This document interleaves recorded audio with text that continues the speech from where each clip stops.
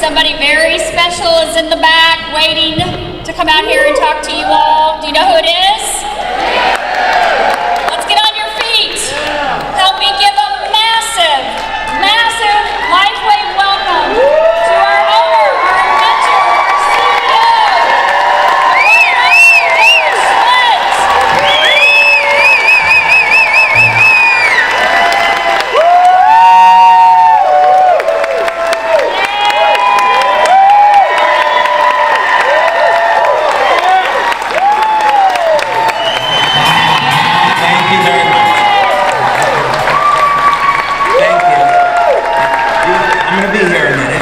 Sit down and relax. It is Saturday. How are you all doing? Thank you so much for being here. I appreciate you coming out on a Saturday. I really appreciate that you're taking the time, the energy, the effort to be here on a Saturday. How many of you are from outside of Orlando or Florida? Probably, I should ask you. Wow, okay, welcome to our state. It's great to have you here. You could be at Disneyland or SeaWorld or one of those things, but thank you for investing in your future and being here today. I once had, please, you're welcome for that one person over there. I once had the privilege of working with Lieutenant General Teddy Allen. He and I worked on a project together back in 2005, 6, 7, and we were introducing LifeWave technology to the US military for pain relief. And that eventually ended up in LifeWave making donations to the military, the Purple Heart, so we could provide natural, drug-free pain relief to our veterans who work to protect our country every day. And sometimes we don't recognize their efforts enough. And myself and David Jumper once had the opportunity to see General Allen speak at a LifeWave event at the Paris Hotel in Las Vegas. And he started off the event by saying, first, I'm gonna tell you what I'm gonna tell you. Then I'm gonna tell you, and then I'm gonna tell you what I told you. And that was his formula for making a presentation. So I'm going to start off that way too.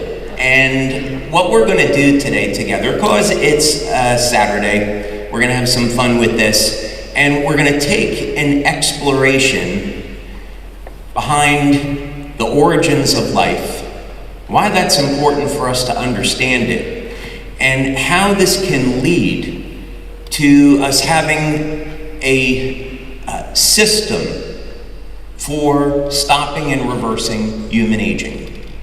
So let's say that's the goal. Now there's a number of really good reasons as to why we want to stop aging. One of those is that if we make every cell in the body young and healthy, it becomes resistant or immune to disease. So the immediate benefit that we get if we put cells into a younger, healthier state is that we decrease the likelihood of getting a disease. Accidents are another thing entirely. We improve the quality of life. We extend our life. We extend our productive life.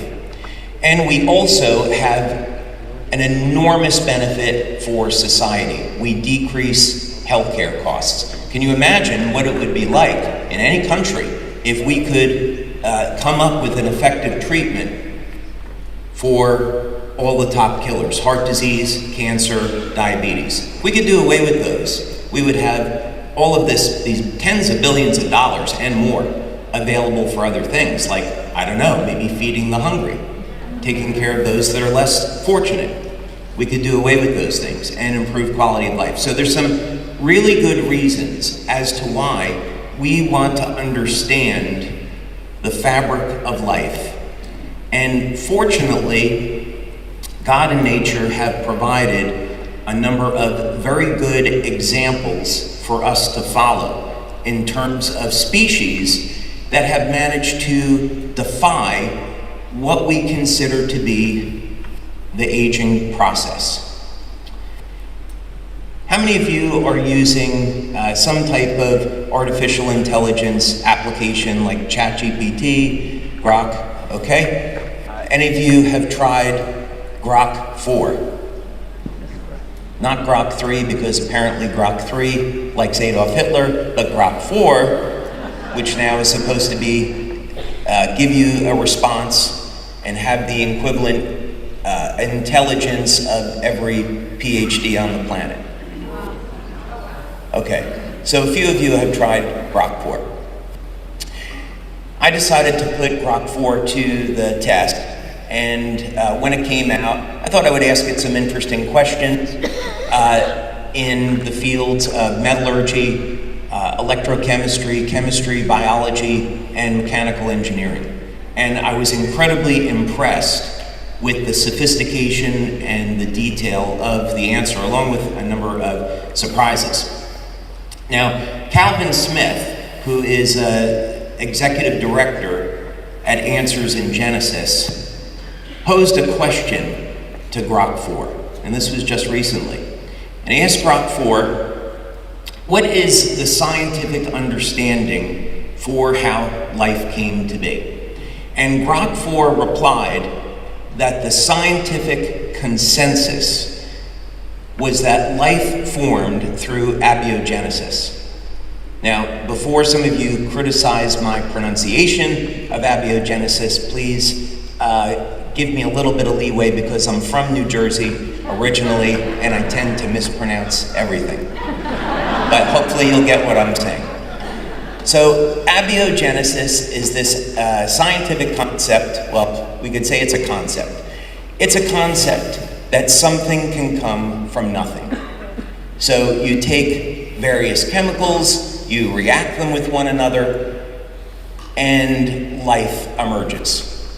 That's the concept of abiogenesis. Never mind how did those chemicals get to be there in the first place, and how did matter get to be in our universe in the first place. Put that all off to the side.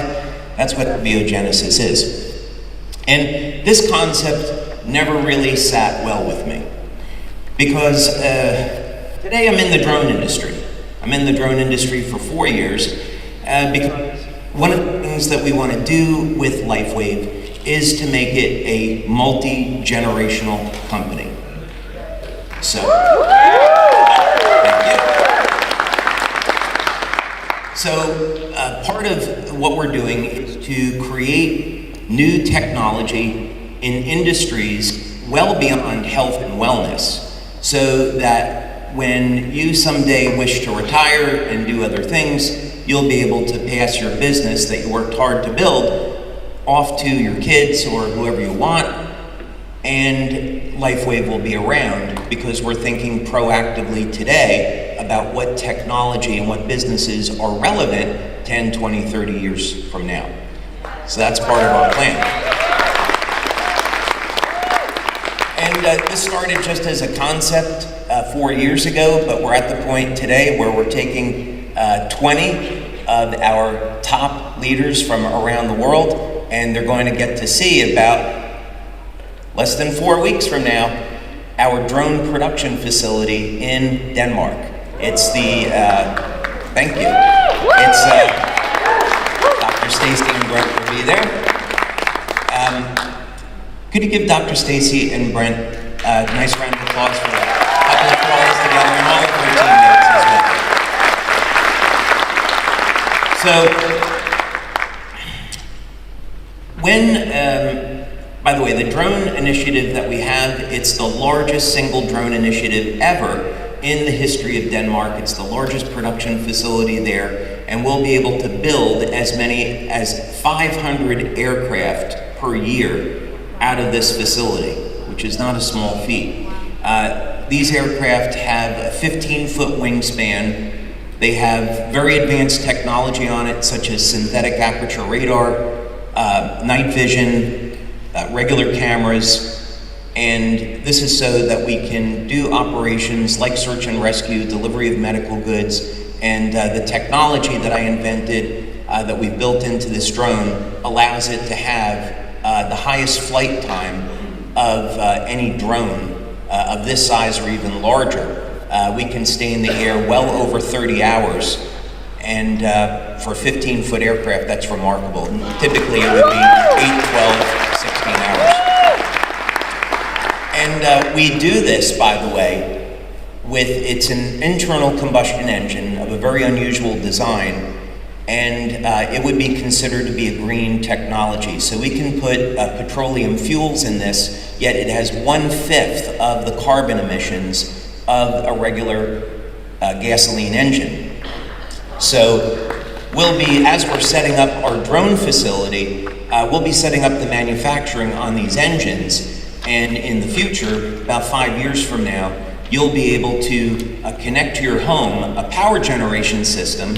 This is all done through network marketing, where you're going to be able to provide and generate 20 kilowatts of energy to completely power your home, do it in a clean way that's great for the environment, be independent, off the grid, and also have about 5 kilowatts of power left to sell back to the grid.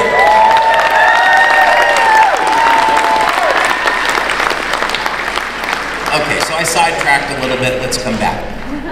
So on the drones, there are perhaps at least hundreds of different parts that go into this.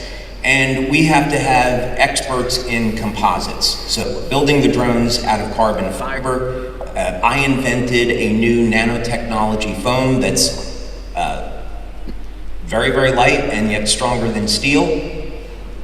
And we need special technology to make that. We have to have machinists where we're in our shop, we're making these engines right from the ground up, from the raw materials. We need experts in electronics, aircraft design. We do something called computational fluid dynamics, which is, let's make sure that this plane can fly and it can do it efficiently and do it well. So we need all of these experts in all these different fields to design this aircraft. And it absolutely is trivial and pales to insignificance compared to the grandeur and the glory of God and this world that has been created by God. So we go back to Grok 4. And Grok 4, the standard response is that life came from nothing, abiogenesis. But then Calvin Smith proceeded to ask a few additional questions, such as, what is the probability, using logic, observational science, and statistics, what is the probability that life emerged from nothing? And Grok 4 came back and said the odds that life came from nothing is 1 times 10 to the 200th power. So for those of you that don't understand statistics, I'll use an analogy. The odds of, by the way, creating a genetic sequence with 1,000 nucleotides is 1 times 10 to the 600th power of probability. So then he asked Grok 4, if the Earth is truly 6.5 billion years old, was there enough time for life to emerge from nothing? And the answer is no. There's simply not enough time for this to happen. So the analogy would be, if you were looking for a specific grain of sand in all the sand on the Earth, and you had to find that on your first shot blindfolded, that is the analogy to the likelihood that life formed by accident. So why am I bringing this up? The reason I'm bringing this up is because there's an argument here to be made, a very, very good argument, that intelligent design was involved in the creation of all life. And as a matter of fact, Calvin Smith got Grok 4 to admit that, which was interesting. So apparently these AIs can learn. So if AIs recognize that there is a God and Lord and Creator, maybe there is some hope for us after all. Okay. So why am I bringing this all up? It's because we have to have intelligent design behind everything. The automobile that you use to get here today, airplanes that we travel in, computers that we use, cell phones, it all had an intelligence behind it in order to create it. And nature has to follow these same rules, meaning that the enormous complexity of life dictates that there is a biological code, there is a plan behind everything. And if we can understand that plan and that code, then we can achieve things that we haven't before in all types of disciplines. But let's keep this conversation focused on the moment, just on human biology, and let's see if we can understand some of these codes. And the reason this is important is that if we understand the code, then we can create technology based on the code. Let's go back in time a little bit to the early 2000s. It's 2001, and I have produced the first LIFEWAVE patch. I go ahead and set up a company in 2002. Took me several years, by the way, to figure that out, about how to create a LIFEWAVE patch. And then in 2004, we launched the network marketing company based around LIFEWAVE Energy Enhancer. And the proposition with Energy Enhancer was very, very simple. Let's go ahead and have a product where we can turn on fat burning, fatty acid metabolism, beta oxidation. Let's turn on fat burning and do it in a way where we're working with the natural code of the human body. We're going to stimulate the skin with very low levels of light, turn on fat burning, and increase natural energy.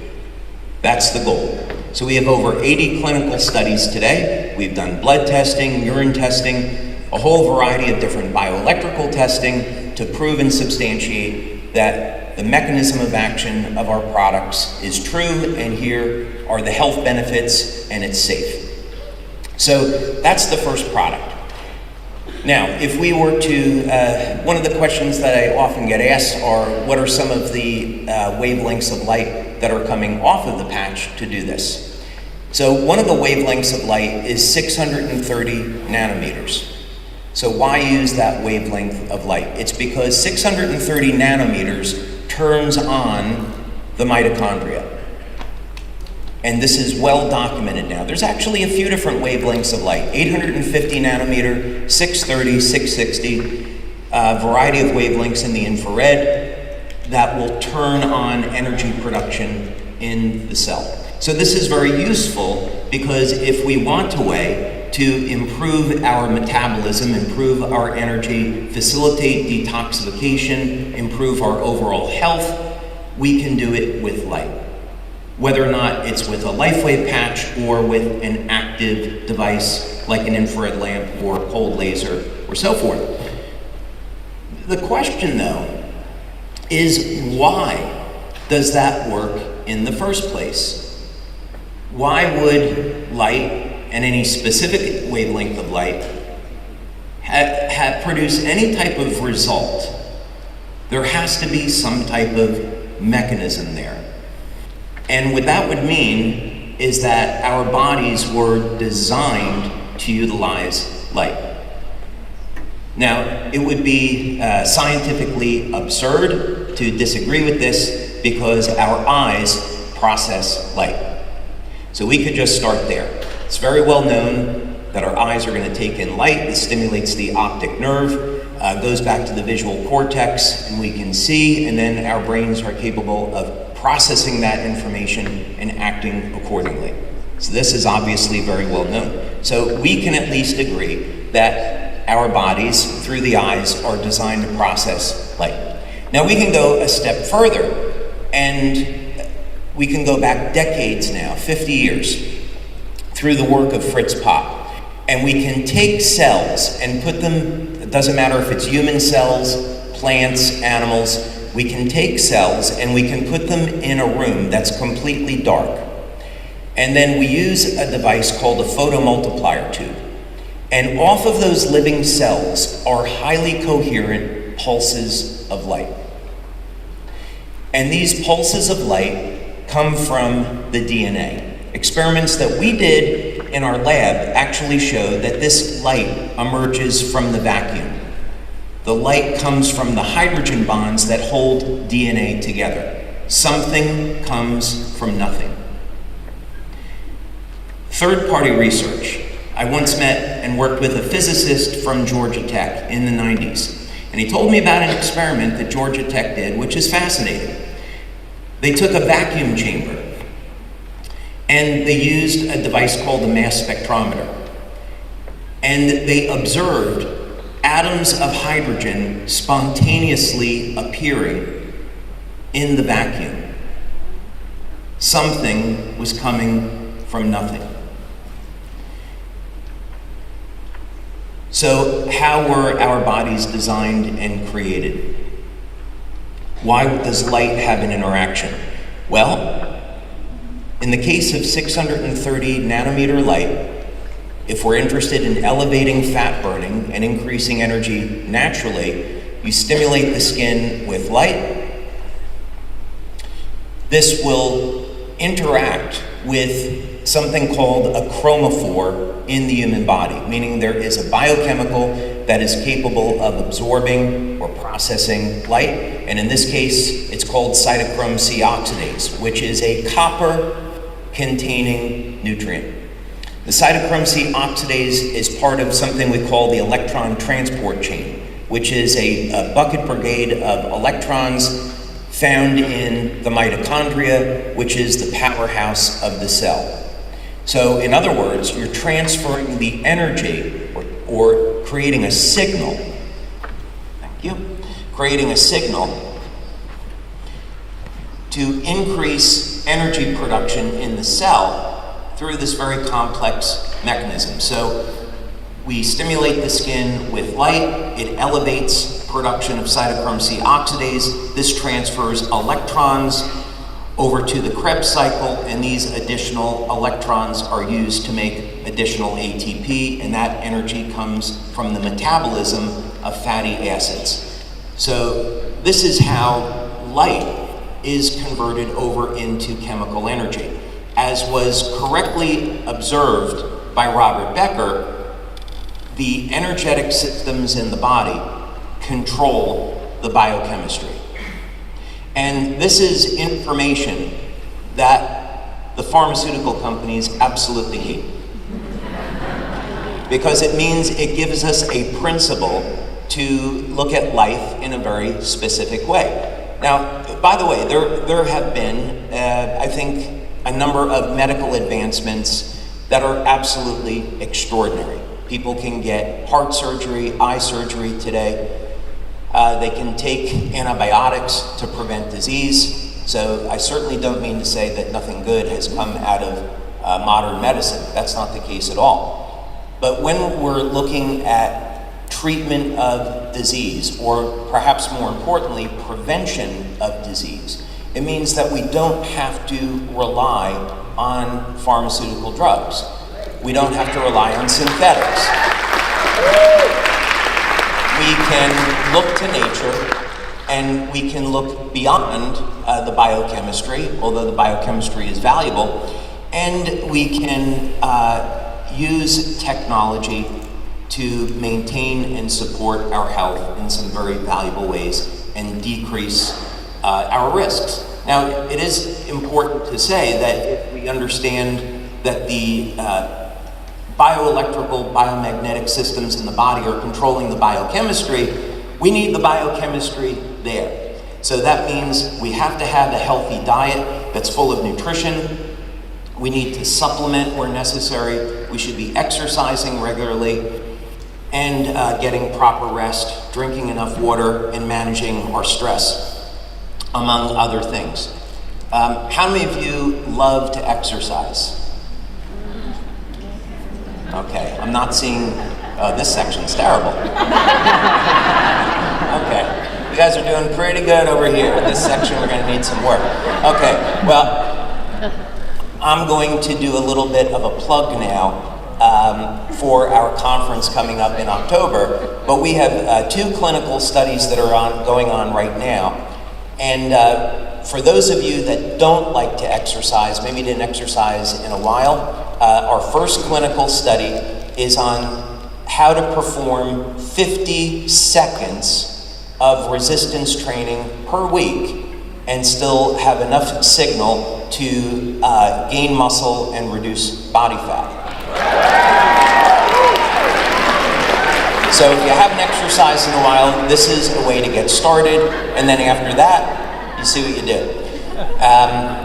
We also have another study for those of you. How many of you absolutely love to get on a treadmill and do some sprints? All right. It's me and Janine. All right. That's it. Okay, we have another study that we're doing, which is 80 seconds of cardio per week, which is the equivalent of 90 minutes of jogging. So that's another study that I'm going to be talking about at conference. So please come to conference. By the way, when you come to conference, did you know that you're going to be seeing Elton John on Saturday night?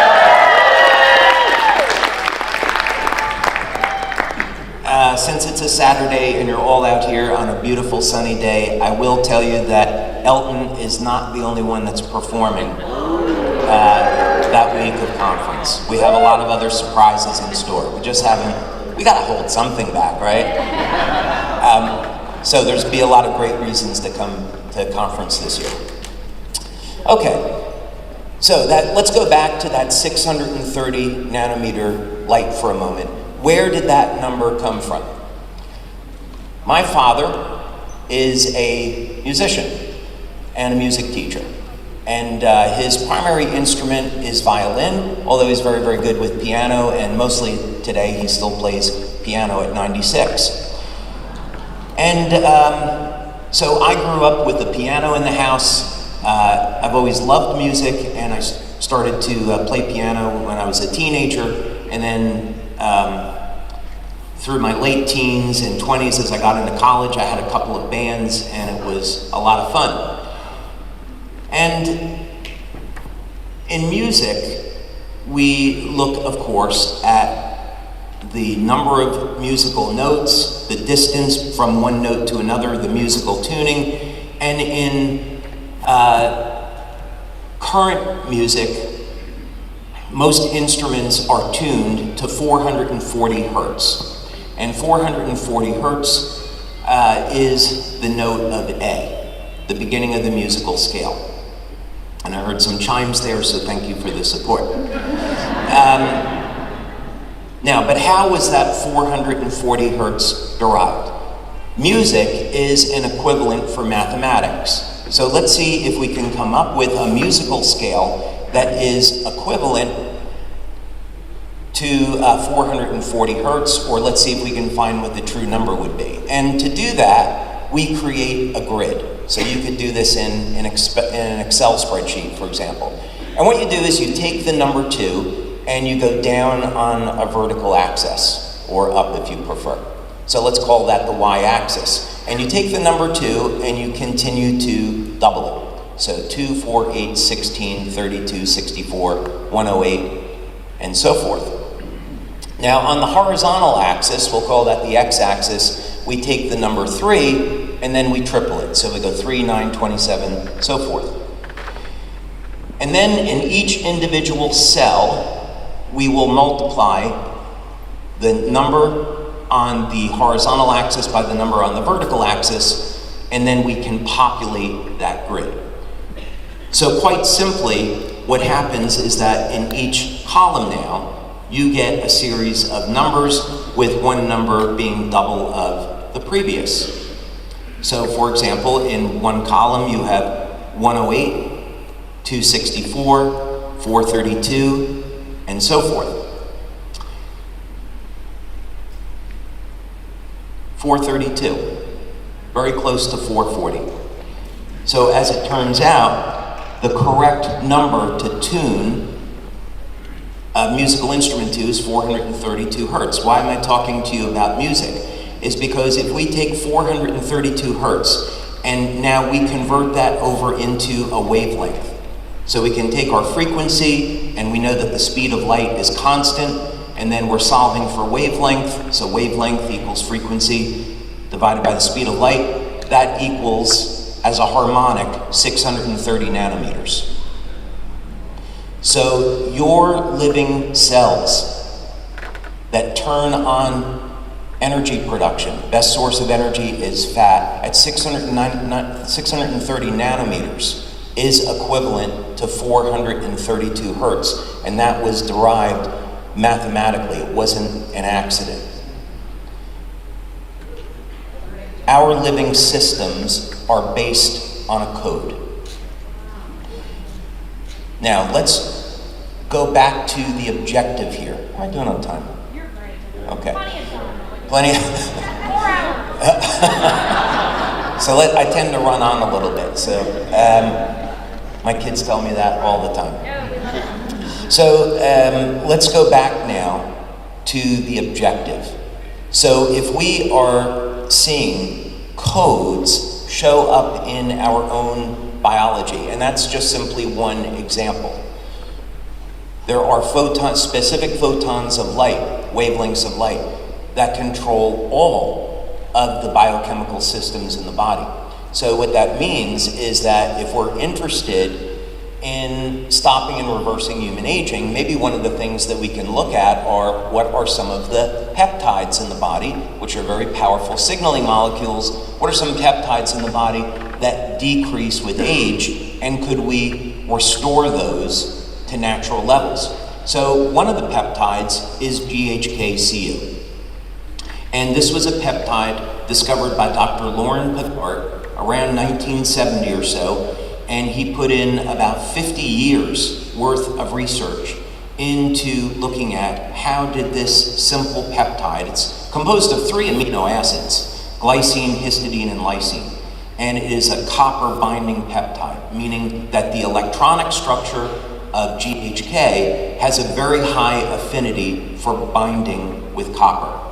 Biologically speaking, both GHK and GHK-Cu have biological activity.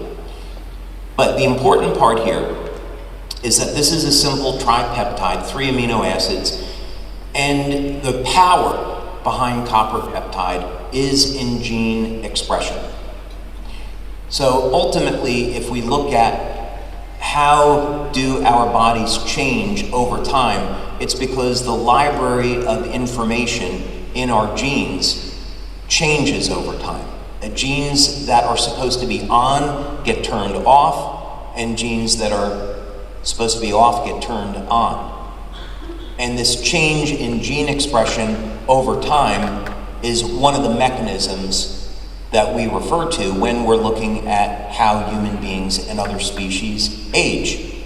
So one of the ways that we want to look at for helping to slow down or stop or reverse some of the signs of aging is to take a very powerful peptide like GHK, and which can control about 4,000 genes and raise those levels in a way that's safe and healthy. And you could do it through an injection of copper peptide, but why not do it with light? If we can understand the code that the human body uses to turn on expression of GHK, now we can have a method of stimulating the skin with light. This will signal the cell to make copper peptide, and now our copper peptide levels can go back up, provided that we have a healthy diet, we have copper in our diet, and so forth. And that's exactly what we did back in the early days of research on GHK-Cu, X39. We took a sample group of people, took a baseline measurement by blood and urine, and we were looking at copper peptide levels. We then applied the patch, and we went back and looked what their copper peptide levels were like 24 hours after, 7 days after, and we saw that copper peptide levels were going up in as little as 24 hours. We married that to clinically relevant questionnaires along with urine tests, and we found that metabolism of amino acids was increasing with the use of X39. Protein synthesis was going up. So that means people could heal faster when using X39. We saw that people's sleep was improving from using X39. And what's interesting about that is that when you take copper peptide, it elevates GABA. GABA puts us in a relaxed state so people can sleep better, but GABA also has the other benefit that it increases production of something called BDNF, brain-derived neurotrophic factor, and that is a signaling molecule for stem cells in your brain. So we hired a researcher to look at people's brains, people that were over the age of 60, and in as little as 3 weeks, the coherence of the brain, the efficiency with which information is transferred from one region of the brain to the other was improving in as little as 3 weeks of using X39, and this was all done with light.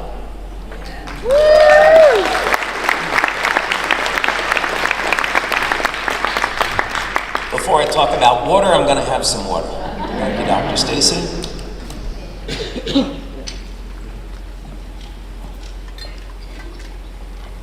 Okay. So let's dive into this code a little bit more. Because if we can turn on something as powerful as copper peptide, if you were to get an injection, most people don't want to get injections on a daily or weekly basis. But if you did, it would cost hundreds of dollars to get injections of copper peptide, and that's just simply not really fun. You can't take a pill to elevate copper peptide. It becomes toxic in the gut. So the least expensive way, the most convenient way to do it is with our X39 patch. So we want to understand this biological code a little bit more, because if copper peptide can reset thousands of genes in the body to a more youthful state, then how could we reset 100% of the human genome? How could we stop aging completely? How could we get our cells to start acting like younger, healthier cells? How are we going to figure that out? Well, what we're going to do is go back to nature. And we're going to look and see, are there any examples in nature where these species defy aging? And then can we study these species, learn from them, figure out the control mechanism, and create technology to duplicate that so human beings can take advantage of it? Does that make sense? Yep. Few people agree that makes sense. Okay, most of you agree. Okay, good. All right, so what do? Well, we start to identify that, as extraordinary as it seems, there are species on this planet that are functionally immortal, meaning that they don't age. So we could take the humble planaria, which is a very small flatworm, and you probably experimented with these in high school biology. And you take a planaria which has a triangular head, you cut it in half, and you'll see in 17 days that the planaria grows a new tail. The tail, by the way, doesn't die. The tail grows another head. That's a pretty neat trick. 20% of the cells of a planaria are stem cells. Stem cells never age. The planaria is not very complex, but it has complete mastery and control over oxidative and inflammatory stress, so the DNA never becomes corrupted. The cells continue to divide. So as long as the planaria are kept healthy in an enclosed environment, they're given food, water, they don't get sick, the planaria will live in perpetuity. Hydractinia is another species that we've studied. This is also a creature that's found in the sea. They have multiple tentacles, and one of the studies that we did was to cut the tentacles off of the Hydroctinia, put a dye into them so we could monitor the stem cells, and then we used a technology that I invented called the double helix conductor to accelerate the growth rate of those tentacles and completely regenerate them. And the Hydroctinia, like the planaria, is not only capable of being functionally immortal, it also has a complete control over its genome where it can regenerate lost limbs. The tardigrade is also functionally immortal, but the tardigrade does something that no other species does that I'm aware of, and that is you can take a tardigrade into outer space, remove all the water from its body, take it back to Earth, rehydrate it, and it comes back to life. That is a pretty neat trick.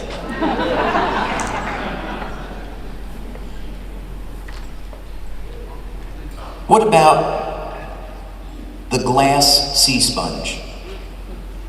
Anyone want to take a guess at how long the glass sea sponge lives? 10,000 years. You cheated. It's 15,000, but you're close enough. Yeah, you've heard me say this too many times. 15,000 years. There are mollusks that have been found that are over 500 years old. Lobsters, which we study, have been found to be over 130 years old, and what's important about that is that the reasons why lobsters die is because they're either hunted by a predator, such as a human being, they become sick, or they outgrow their shell. So they have a biological speed limit, and that is the size of their shell. Otherwise, when we examine lobsters, what we find is that the tissue in lobsters don't age. As a matter of fact, lobsters get stronger as they age. So for you Marvel movie fans or Marvel fans, lobsters are the Asgardians of Earth, because Asgardians get stronger as they age, like Thor, and so lobsters pull off the same trick. So I love lobsters, and wanted to take a look at how they were doing this. We studied ants, lobsters, planaria, Hydroctinia, and lobsters, I thought, okay, they're relatively complex compared to something like a planaria, so maybe it will be easier to transplant how they're doing this over to human beings. So let's go ahead and look and see if we can find how lobsters are doing it. So then the challenge becomes, I don't want to spend the next 20 years investigating lobsters to try to figure this out. Where would be a place to start? So I went back to the Bible, and I do a regular Bible study just so I can be a better human being. And in the Bible, in the story of Noah, after the flood, God now instructs Noah that human beings can eat pretty much anything. Now we can eat animals. Apparently we were vegetarians before. Now we can eat animals, but don't eat the blood, because that's where the life is. So you ask the question, is it possible there's something in blood that we haven't discovered before? And is there a reason why we shouldn't be consuming animal blood? So let's take a look at that. So that's where I started. I went to a library and see if I could find spectrophotometry data on lobsters. We already know that light controls the biochemistry. Now, if you ask a biochemist, which I did, about why do lobsters never age, what they'll tell you is because lobsters produce an infinite amount of telomerase. So telomerase is an enzyme that regenerates the telomeres on the end of our cells, and the telomere rods control the number of times the cells can divide. So one of the features of lobsters is that biochemically, they produce an infinite amount of telomerase.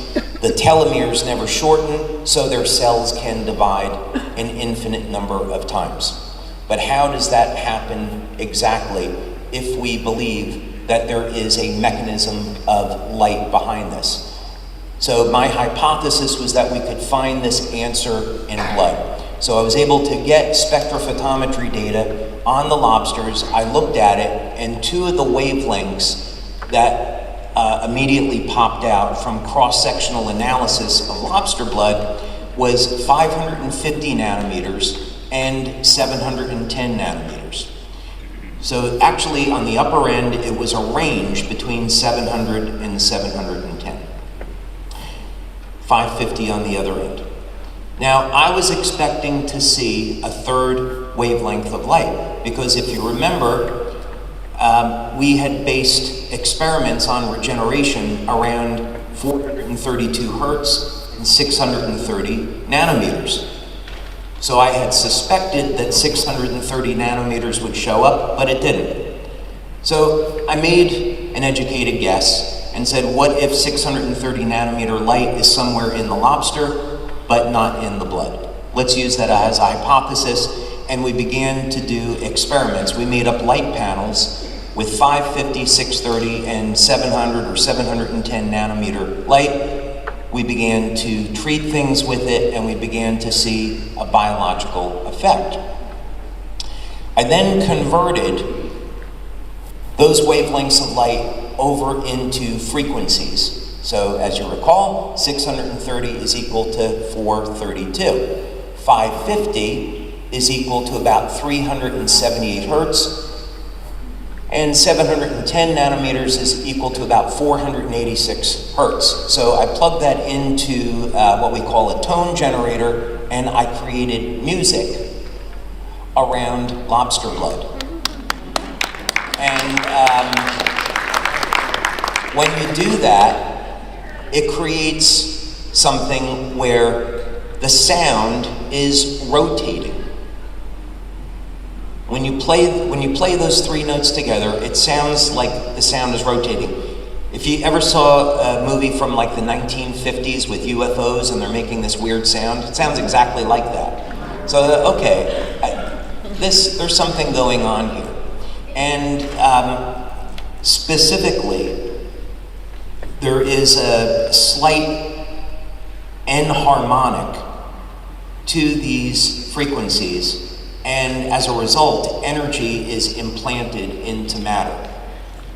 And we use this information, I can't tell you specifically how we did, but we use this information to create specific types of metal oxides that never existed before. And we validated that with mass spectrometry.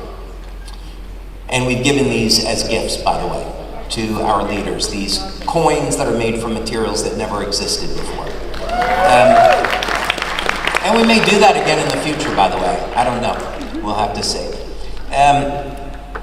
But what this means is that by using this technique, we can insert energy into biochemical systems. And that's important because if we go back to the LIFEWAVE energy enhancer patch, what it is doing is stimulating the skin with light to increase energy. And when we increase energy in the cell, increase fat burning, we get the cells to behave like younger, healthier cells. So, using these wavelengths of light, we started to I created another hypothesis, which was we want to deliver this light inside of the body. LIFEWAVE patches stimulate the skin with light. What if we could get that light to go inside of the body and go everywhere? And water is everywhere in our body. So it would make sense that water would be a delivery system for light. How could we do that? So the early experiments were to take water and disassociate it into hydrogen and oxygen, add energy into the system, use a platinum metal catalyst to convert it back into water, but now we've inserted photons into the hydrogen-oxygen bonds and created these coherent domains where photons of light get trapped. What that means in simple terms is we can take water, process it with light, and now when you drink this water, the light gets released inside of your body. And these results are measurable. We've done 6 clinical studies now on over 250 people. 100% of the people tested experience a change in their blood, urine, and bioelectrical readings. The slowest we ever saw a change occur was 2 minutes, and the average response time is 15 seconds.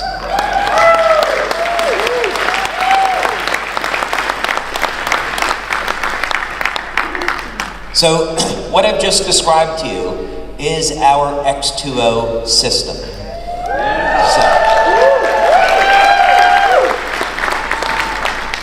you take regular water, it could be tap water or filtered water or distilled water or spring water. You put it into X2O, it'll go through 2 separate stages of filtration. Then it will go into processing tanks, get treated with specific wavelengths of light. And then after 45 minutes, you've got a 16-ounce glass of light-infused water that you drink, and that light goes through your body. If you are doing this, drinking this alone in a quiet space, sitting comfortably, you can feel an increase in your circulation. You'll feel a sensation in your forehead and increased mental clarity and awareness. And that will, depending on the individual, that will last for about 3 to 5 hours or so. Okay, one last comment on X2O. I want to go back to the Bible one more time, and because there's one other thing that we can look towards in this search for stopping and reversing human aging. And that would be in the original story of the Garden of Eden. So I would describe myself as a Bible-believing Christian. And what that means is I believe that the Bible is the inspired word of God, each word is sacred, and that the stories that we read in the Bible are true. Whether or not you believe that for this purpose of this discussion is irrelevant. That's up to you, that's your personal business. I'm not going to try to preach to you. But what I find interesting is that if we go to the story of the tree of life, the tree of life is supposed to grant immortality, because God very clearly says we better not let them eat from the tree of life, otherwise they're going to live forever like us. So you go to the tree of life story. It was written in Hebrew, and you convert the Hebrew over to numbers.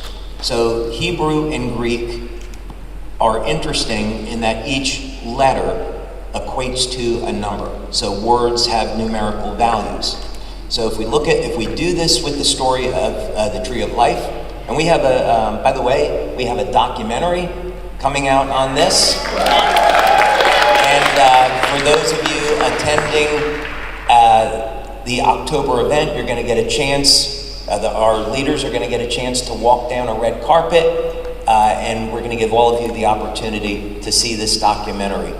We're very blessed about the team that came together with this. Special shout out to Bimmy Casey and Mickey Willis, who made all of this happen. Thank you, Bimmy. So, story of the tree. So the documentary gets into some of these codes that are in the Bible and how we find these codes in living systems, and the implication that this has on being able to create technology to mimic living systems that don't age and apply that to human beings. So the story of the tree of life is interesting because the tree of life in that numerical sequence is the number 528. And 528 hertz we can convert over to 385 nanometers, and 385 nanometers is a wavelength of light that turns on telomerase production in living cells.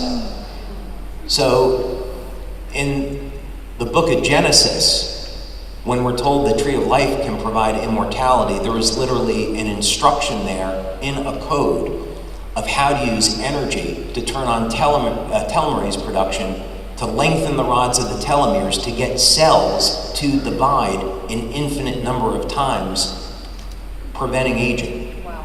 That information is in the Holy Bible, and there was no way to know that because you would need a spectrophotometer to do that, and that technology has only been available 70 years. So Moses didn't get a lobster, put it into a piece of electronic equipment and say, oh wow, this is really cool. Lobsters have 550 and 385 nanometer light.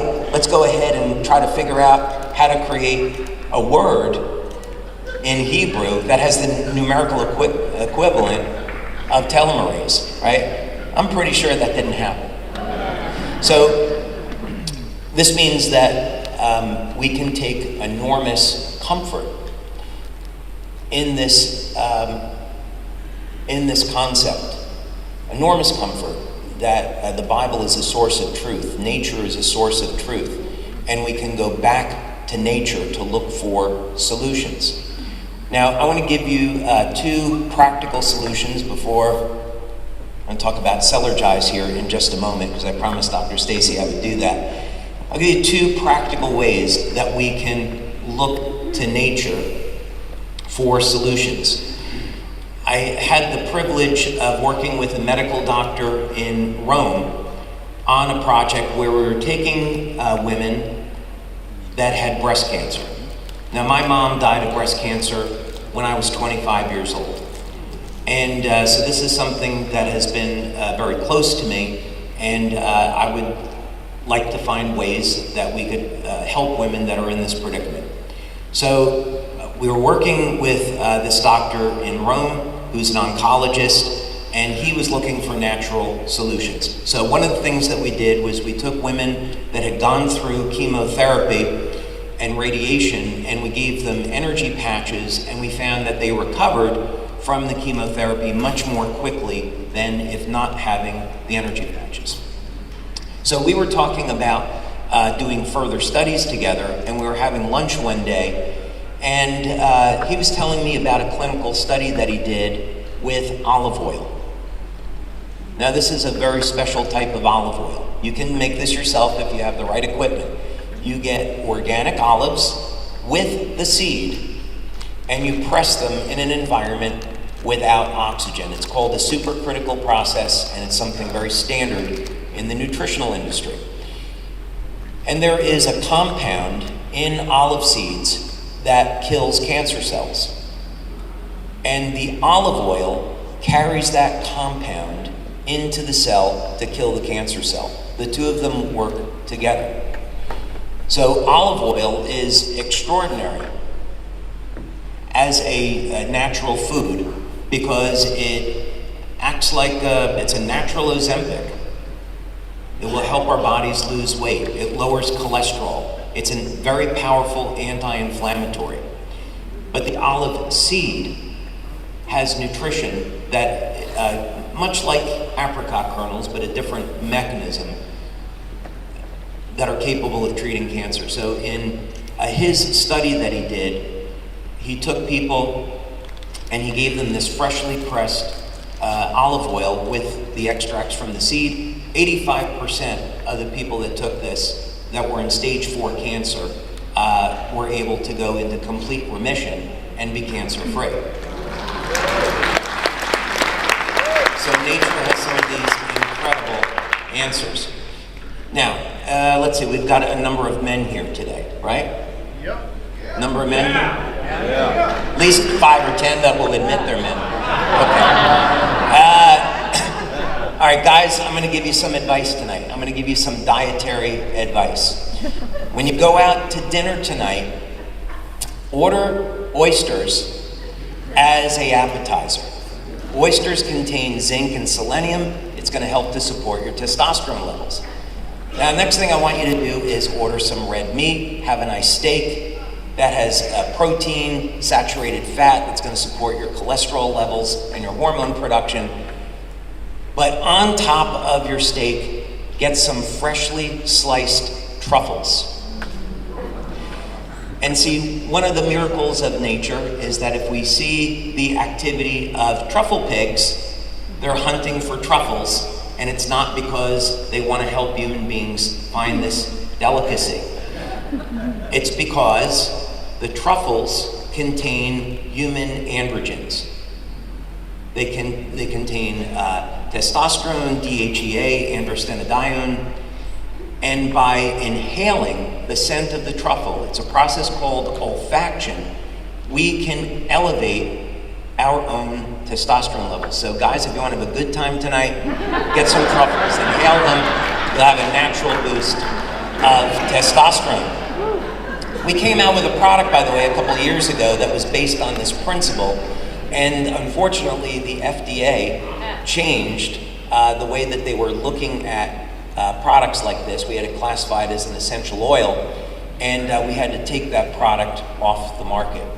And it was based on this idea that we could have natural compounds like truffles, pine pollen that you inhale.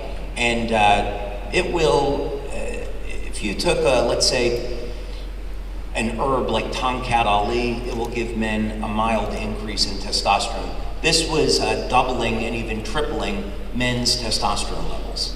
So it's extraordinarily effective and completely natural. So this is all to say that when we're looking at solutions to how to maintain and improve our health, we should look to nature first. I'm not a medical doctor, I'm not giving you medical advice, but look to nature first. Look to support your health through a solid diet, exercise, proper nutrition, sleep, hydration, and using the master mechanism, which is light, to improve your health. It's a simple, easy to use, inexpensive tool that we all have access to. Now, when we're using light to control the biochemistry, we have to have the biochemistry there. And unfortunately today, our food supply is corrupted. So we came out with Cellergize. And the idea behind this is that, thank you. The idea behind this is that regardless of which patch you're going to use, it could be the glutathione patch, X39, X49, Eon, this contains all of the nutrition that you need to support the activity of our patches. So for example, we have N-acetylcysteine. N-acetylcysteine supports our body's levels of glutathione. So if you are a vegan or a vegetarian, you may not be getting enough cysteine in your diet, and now you can get this from Cellergize. Another example is glycine. Glycine, by the way, by itself has been shown to increase the lifespan of mammals by 24%. So glycine as an amino acid is found in not only glutathione but also copper peptide. And we included some additional nutrients like citrulline. Citrulline as an amino acid is a precursor to nitric oxide. And nitric oxide is going to improve blood flow. It acts like a hormone in the body, and it supports the delivery of all these other nutrients. And so most people that take Cellergize are going to feel it start to working immediately and for a number of hours afterwards. And part of that is because of the citrulline.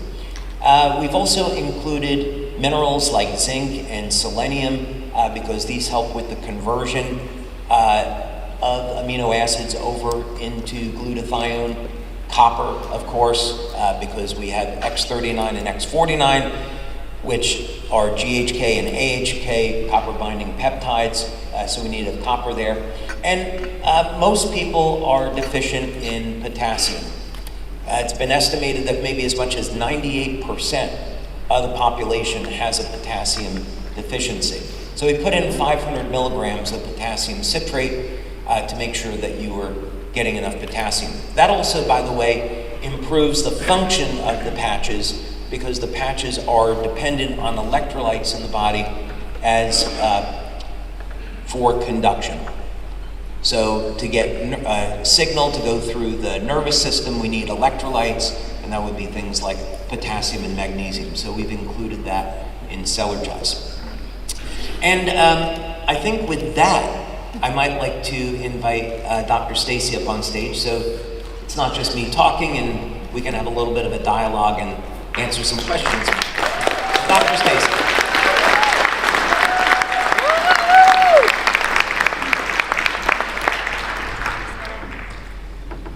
On? Yep, we're on. Wonderful.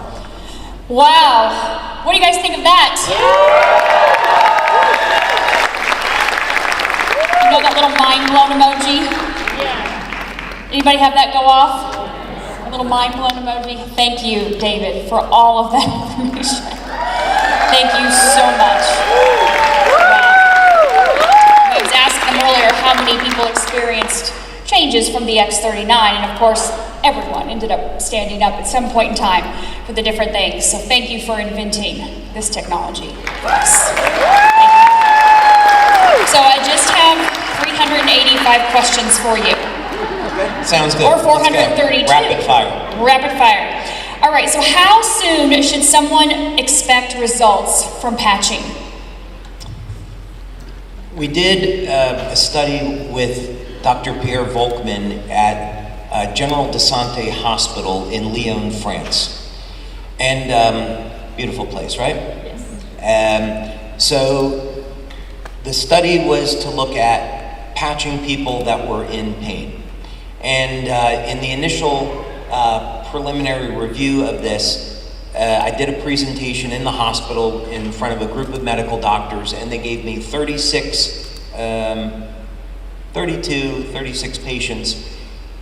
patients, and all 32 got relief of pain after patching.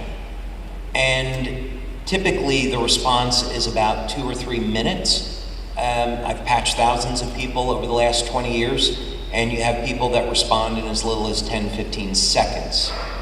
So with IceWave, or perhaps X39 and Eon, a really simple protocol is to place X39 behind the neck and then Eon at the point of pain. And don't be surprised if people get immediate pain relief. It's very important to ask the person on a scale of 0 to 10, what is their pain level at, then you patch them, and then progressively they'll come down in pain. The other thing I should say is that when we've done studies with infrared cameras, you can see after about 20 minutes, the inflammation in the body has come down dramatically. Some of this also can be amplified with hydration. So most people are dehydrated, you give them water that supports the effect, and supplements for potassium, that have potassium and magnesium, can also help reduce a person's pain. But the patches by themselves, they can work as quick as seconds, 2-3 minutes. People have gone 50 to 100% relief of pain. Wow, is that not incredible? How many of you had results with IceWave in seconds or minutes? Eon? Yes, yeah. And X39, we're the one patch wonder people. Yeah. Right away you felt something. Thank you. So obviously one of my questions was, can the patches be combined for enhanced results?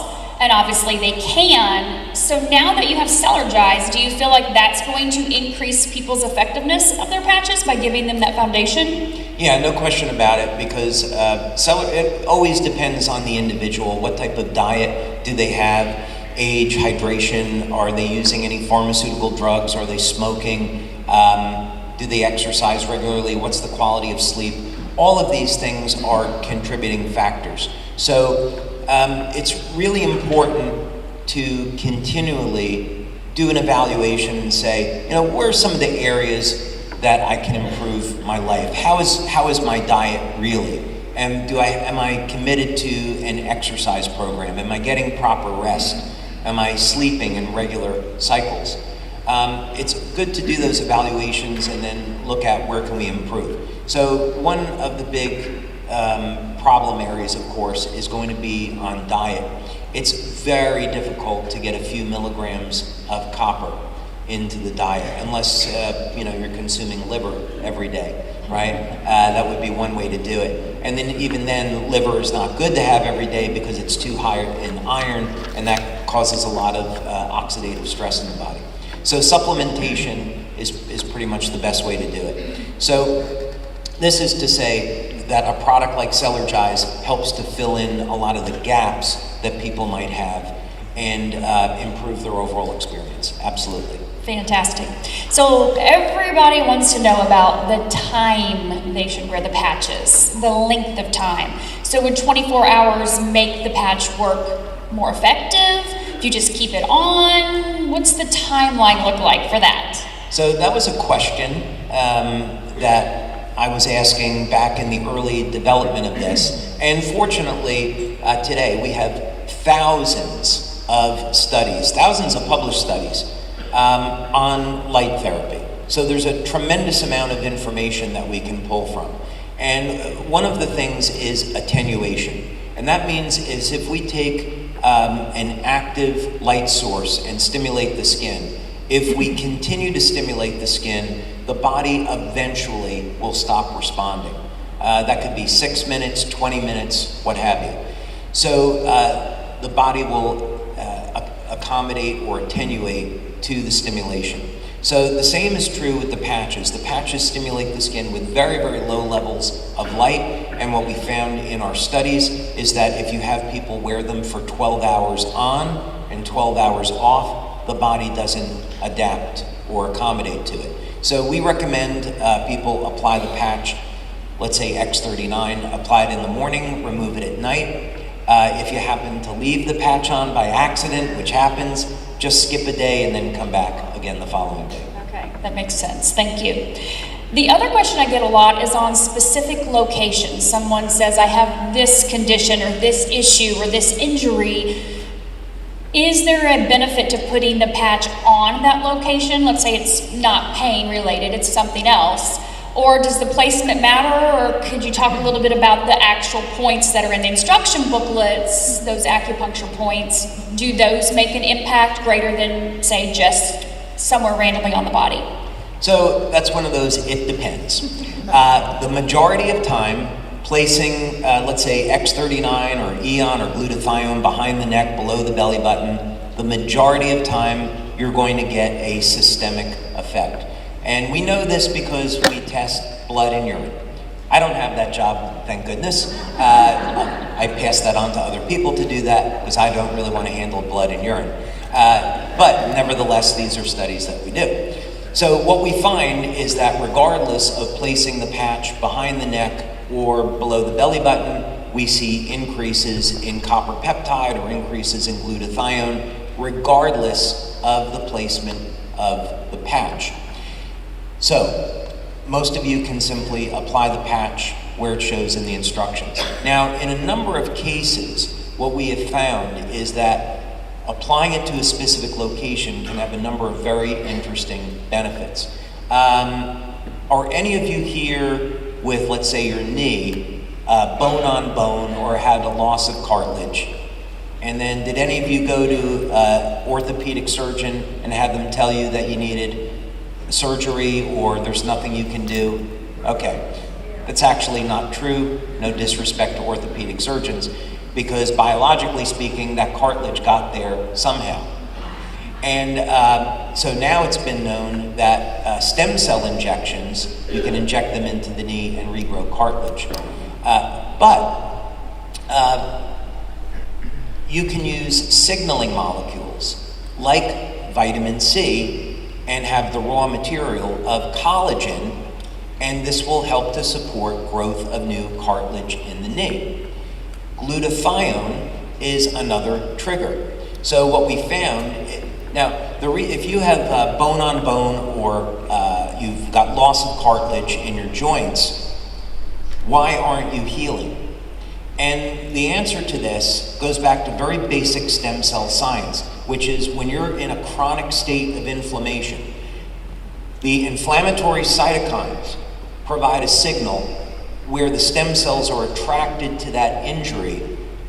But if your body is not controlling the inflammation, when the stem cells get to the injury site, they're killed off by those same inflammatory cytokines. So what we found was that if you applied an ion patch to the inside of the knee to help manage the inflammation, and a glutathione patch to the outside of the knee to cause a signal to repair the cartilage, and you took collagen protein, so you had the raw materials, you could regrow cartilage in as little as 30 days. And we've seen this happen over and over again with even people that were bone on bone. Did you all write that down? Can we just say that one more time? Which patches, David? We're not making any medical claims, so I think what I would say is, for your health, place the ion patch on the inside of the knee, the glutathione patch on the outside, X39 if you care to, on the back of the neck. If you want to take, in addition, a mild amount of vitamin C, let's say 1,000 milligrams a day, and collagen protein, let's say a type 1, type 3 collagen protein, that's going to provide the raw materials, the amino acids that your body needs to make the cartilage. Wow. Thank you for that. Now, what about X39 using in conjunction? You just mentioned stem cell injections. Can you use X39 if you've had stem cell injections, or in conjunction, will that have any impact at all? We don't know the answer to that today, but we're speaking with a very prominent stem cell scientist right here in Florida, and we have a study proposal. We're trying to navigate the FDA issue. So basically what we want to do is take people that are veterans, firefighters, who have served this country but don't have the finances. There's an organization here in Florida to facilitate donations to these individuals so they can get stem cell injections without having to pay for them.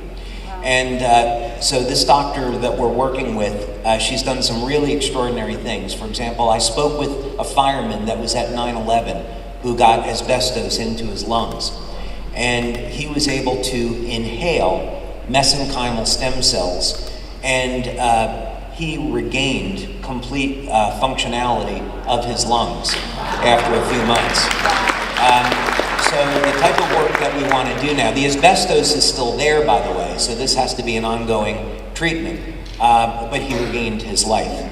So what we want to do is basically say, okay, can we apply X39 before the stem cell therapy starts, improve the person's health so that when they get an injection of stem cells, they have a better outcome.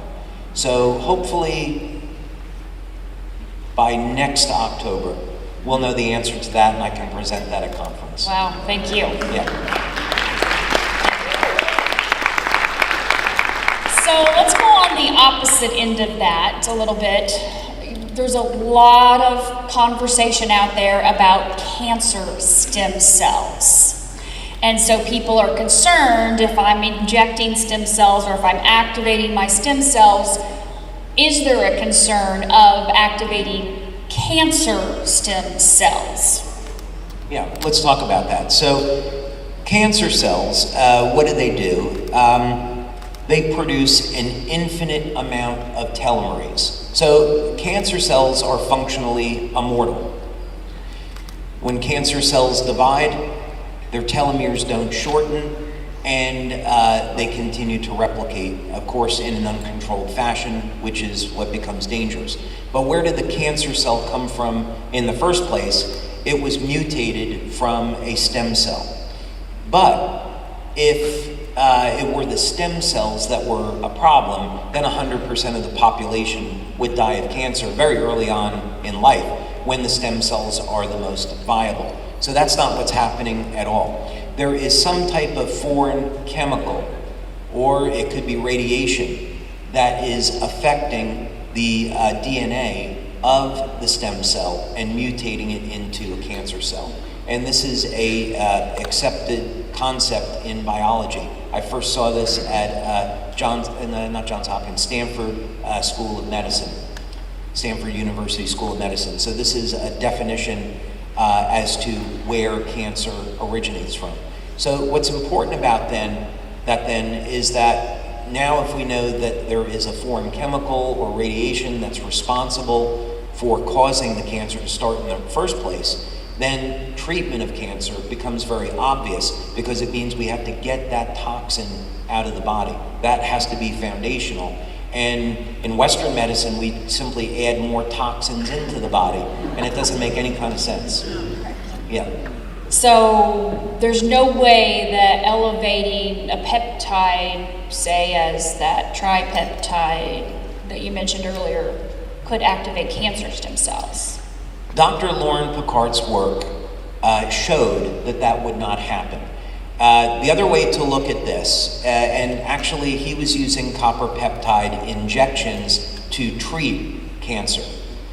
But if we look at this logically, what we would say is that when we're in our 20s, 30s, that's the highest that our copper peptide levels get, and then they decline with age. So what happens most of the time, people are young and healthy, and as they get to be 50, 60, 70, that's when the incidence of cancer goes up, and that's when the copper peptide levels are low. So it's actually the opposite. When our copper peptide levels are high, everything in the body works better. We could also use a similar argument for prostate cancer. So it's said in conventional medicine that prostate cancer is associated with testosterone. And I find that to be absurd, because men's levels of testosterone are lower. Oops, I said something I shouldn't have said.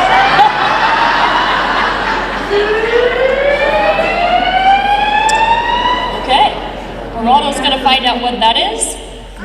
Do we have There's a fire recorded in the building. Please proceed to the nearest exit and leave the building. Is that real? Let's see, where are hotel people here?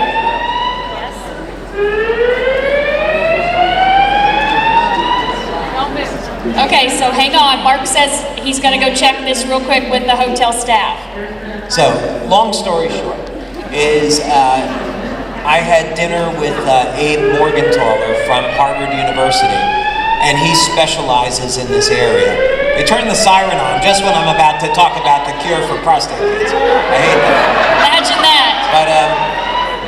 But the long story is, in his clinical practice as a medical doctor, he doesn't find any association between testosterone and prostate cancer, although all medical doctors are told they can't give their prostate cancer patients testosterone. Yeah.